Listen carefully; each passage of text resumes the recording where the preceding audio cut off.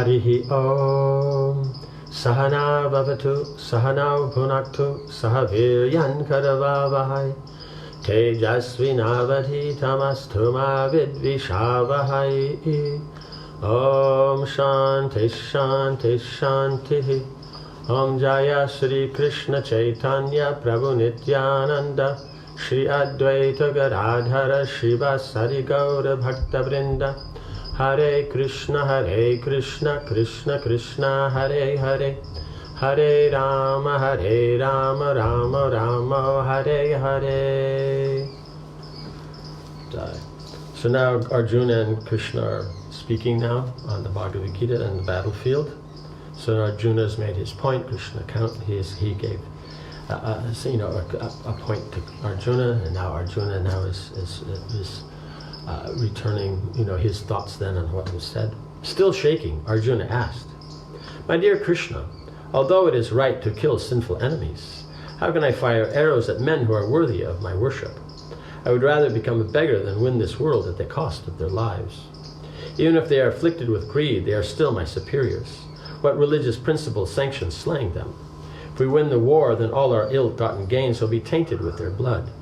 It seems to me that winning would be no better than losing. Victory is in any event uncertain, but in this case it is not even desirable. How could I live after causing my relatives' deaths? Yet they are standing before me with upraised weapons." Arjuna could see no way out of his situation. The Kauravas were clearly intent on killing him and his army. Still, he had no heart for the fight, nor did it seem religious. At the same time, his religious arguments had no effect on Krishna. We have to remember, religion comes from Krishna. There is no such thing as religion that's not coming from Krishna. So we can make up our own religions, but we'll make up our own religions according to what modes of nature we're under. So we see is that in nature, the laws that are there, those are all maybe the religion of the various items in the universe. Religion means the inherent nature of something you can't change. So a dog will act as a dog, cat is a cat, horse is a horse, bird is a bird. So in the same way is that everything has its nature.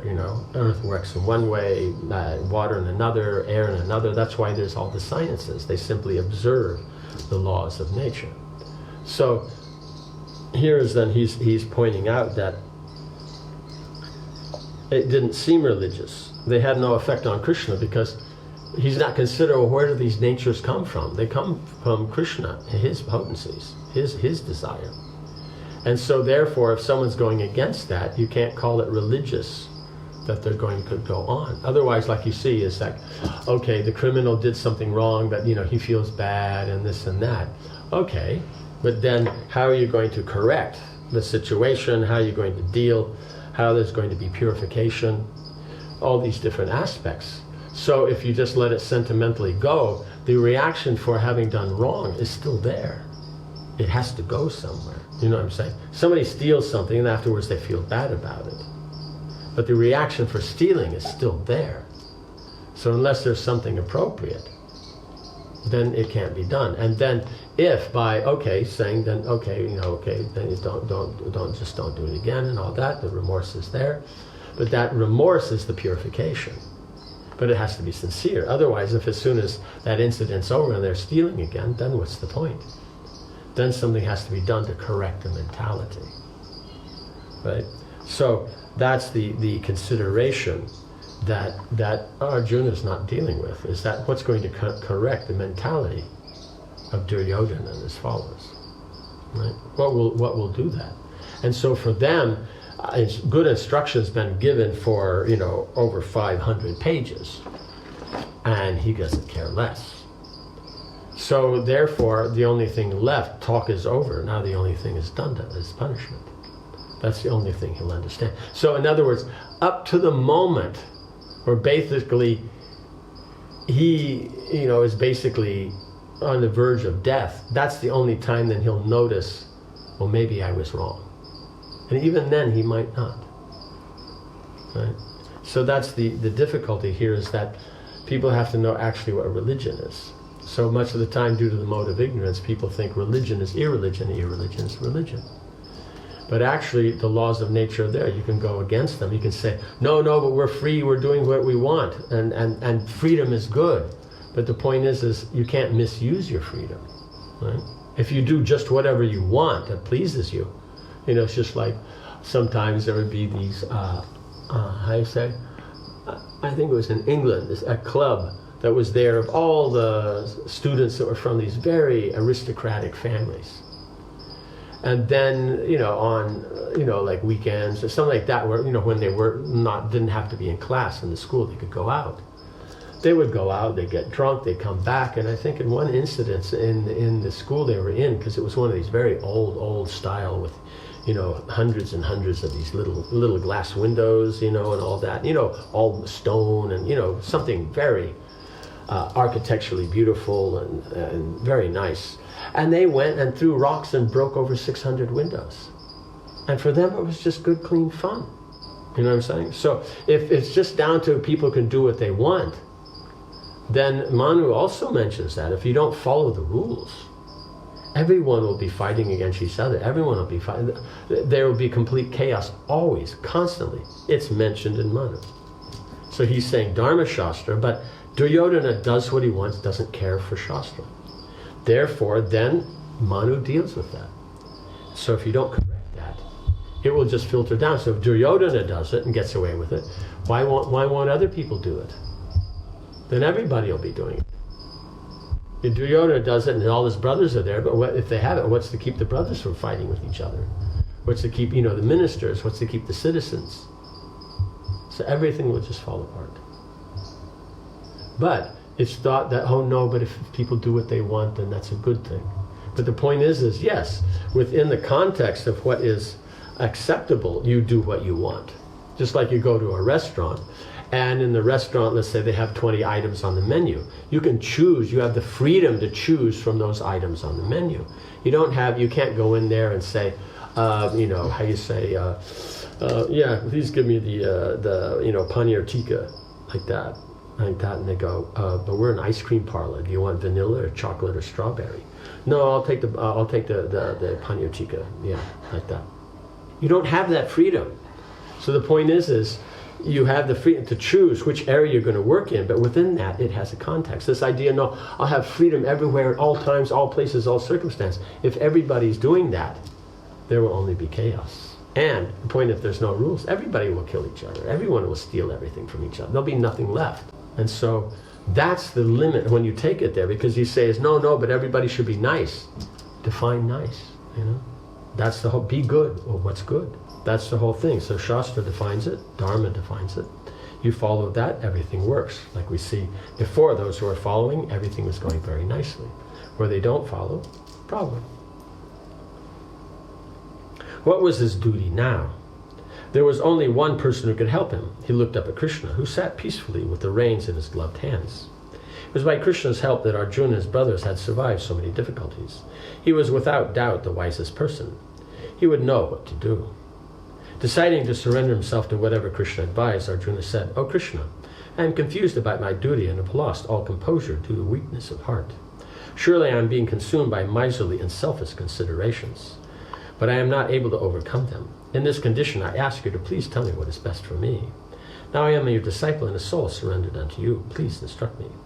I can see no means to drive away this grief. Even winning a prosperous kingdom equal to that of the gods will not assuage my sorrow. O Govinda, I will not fight."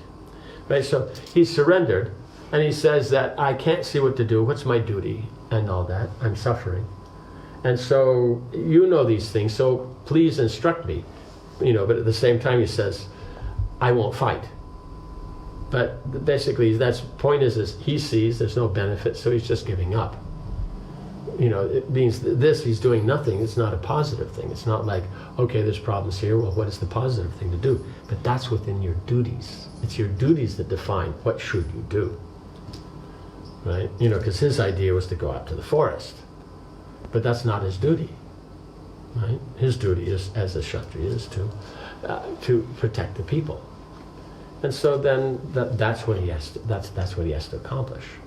So he's talking about the duty, but as he said, he's confused, and there's so much material considerations there that he's bewildered. And so now he asks Krishna. Arjuna fell silent. Now it was up to Krishna to convince him. On the other side of the field, Bhishma looked with interest at Arjuna's solitary chariot in the middle of the two armies. Why was Arjuna not in position? He seemed to have dropped down in his chariot. Something was going on between him and Krishna. Bhishma raised his hand to hold back his forces. Was Krishna considering a final peace effort, even on the battlefield? Surely not. The conches had already been blown to signal the beginning of the fight. Whatever Krishna was doing, Bhishma wanted to respect it. Right? Because we have to remember he's a Mahajan. So he's one of the 12 authorities on devotional service in the universe. So he's always absorbed in Krishna, but at the same time, as you perform according to your particular position that you're in, you perform your duties. And so he's doing that. As a Kshatriya, he does his duty. His duty is to protect the crown. He's doing that, even though the person on that seat is not that great. But the authority is with Dhritarashtra, not with him. That was the point he made before, that he would not rule. Otherwise, he could easily, in other words, if he had sat on the throne, we would not have this, whole Mahabharata and all this and that. It would have been another peacefully run, well-managed kingdom, like so many of the great personalities before, like Yayati and Harishchandra, and all the great personalities, Maharaj Yadu, all these things. It would have been like that. But because of the arrangement, then he wasn't taking that authority. He was just protecting to see that whoever was the authority could go on. And from that, it just happens to be that Duryodhana was the man, Dhritarashtra and Duryodhana. If Yudhishthira had been crowned, he would be protecting him. So he's just doing his duty, but he himself knows what the standard is and all that. And so then he knows Krishna's doing something, so he wants to see that goes on nicely. Bhishma had decided to wait until Arjuna's chariot moved off again before giving the order to charge. Yudhishthira was also holding his forces in check, so there was no need for immediate action. So if both sides are holding back, then we can see what's going to go on now. And also then as Krishna speaks Gita, then that means everybody on the battlefield can hear this, and they can all get that spiritual benefit before they fight. Krishna now smiled more broadly. He was pleased that Arjuna, his best friend, was ready to accept him as teacher and guide. Holding up his hand in blessing, he said, "Although you are speaking learned words from the scriptures, you are still mourning for something unworthy of grief. A wise man laments neither for the living nor the dead.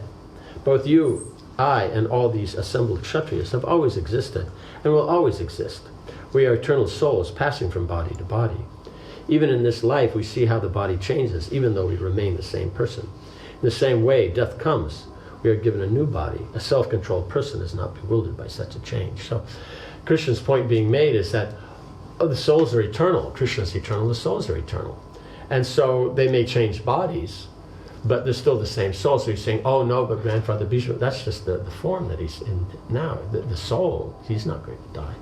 And so he gives the example is that you're going to, in this lifetime, you're changing from one body to the next. You can say, no, it's the same body. No, it's not. It means when you're born, you're this big. Where is that body?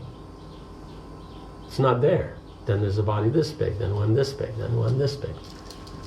Like that. And so, therefore, it constantly goes. Even modern science will say every moment the body's changing. So if the soul is in the body, the soul is constant, and the body's constantly changing. When this body gets to the point where it doesn't function anymore, the natural thing is there'll be another body and the soul will continue.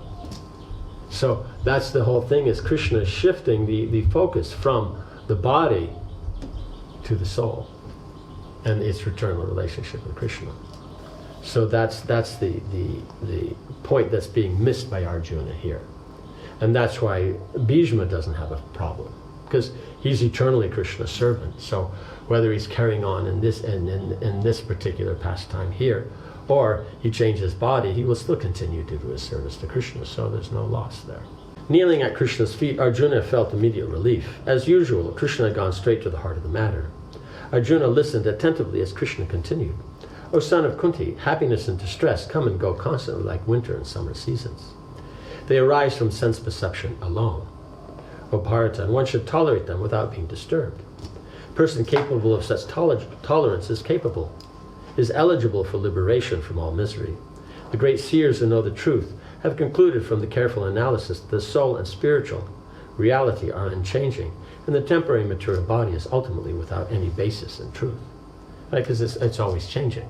So you can say, no, this is the thing, but then the next moment it's adjusted. The soul pervades the body and is indestructible. No one can destroy the immeasurable and eternal soul. But the body is sure to come to an end. Therefore, fight without any compunction for your relative's body, O Arjuna, right? Because they're going to live on like that. It's even known as that for Kshatriyas. They win on the battle, they win their kingdom and the wealth and everything that goes with it. And if they die on the battlefield, they go to the heavenly planets and enjoy their, much better facilities. So there's no problem for them.